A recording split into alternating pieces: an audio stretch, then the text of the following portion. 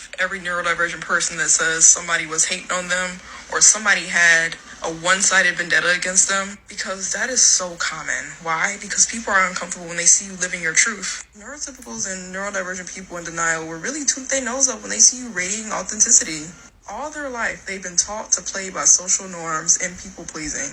And to see you just radiating as the star you are makes them mad, because now they have to look within themselves. Are you neurodivergent? And have you lost friends due to people hating on you for no reason? If so, you may be entitled to an explanation about how you were never the problem.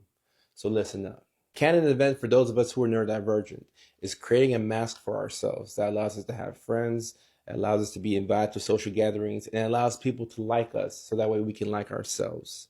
However, as we get older, we realize that this mask is not really who we are, and we start to return back to ourselves. One of the hardest things to do as a human is to be yourself. And when you're neurodivergent, this is your default.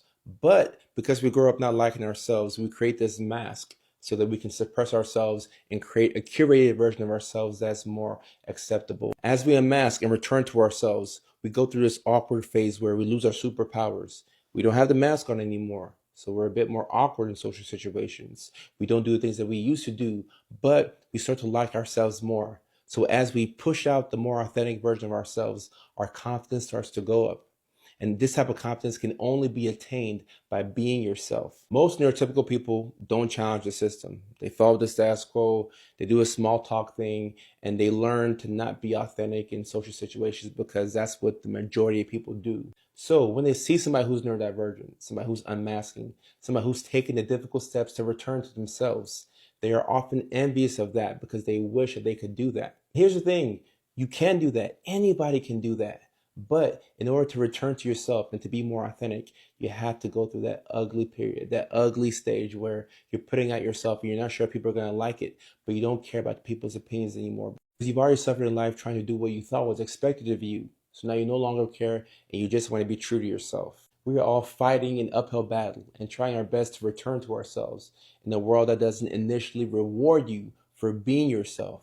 If you're neurodivergent, you have two options. You can keep the mask on and suppress yourself and keep making friends that really aren't your people, but you just don't want to be lonely, so you do what you have to do. Or you can return back to yourself and risk losing people that were never your people to begin with, but feels better than being by yourself and you're lonely, so you'll take anybody. Anybody beats nobody. As you learn to love yourself unconditionally, a surprising thing happens. You begin to care less and less and less about the opinions of others, and you start to be as true to yourself as possible. Unfortunately, when you're dealing with some neurotypical people, not all, but some neurotypical people, this is going to hold a mirror up to them, and they're going to be confronted with their insecurities and the things that they're doing to fit in that aren't true to them. Unfortunately, what happens a lot of times is that people will start to resent you because you're walking in your authentic light. You're being as you as possible, and that's a very attractive thing. This is one of the most painful things about being neurodivergent. I've experienced this in my personal life, and it's weird seeing people that you grew up with, people that you thought were your best friends. You get a little bit older and you realize, dang, this person was always kind of jealous of me, or they had a one-sided vendetta against me. And if this is how this person felt, I don't think that that person is a friend. And then you take it a step further and you think to yourself, oh my goodness, I don't know if this person was ever a friend. And now you have to question many of the big decisions that you made earlier in life, because you made those decisions when you had your mask on, but now the mask is off and you know yourself much better. And as a result, you have to make some key changes, unfortunately. This is one of the hardest things about the neurodivergent journey. I'm still struggling with it. And if I'm being honest, there's a period of loneliness that you're going to step into when you decide to be more authentic and when you remove that mask. But the good news is that you'll find yourself. And finding yourself is worth every single person that you'll lose. If you don't see it now, you will see it later. So keep going.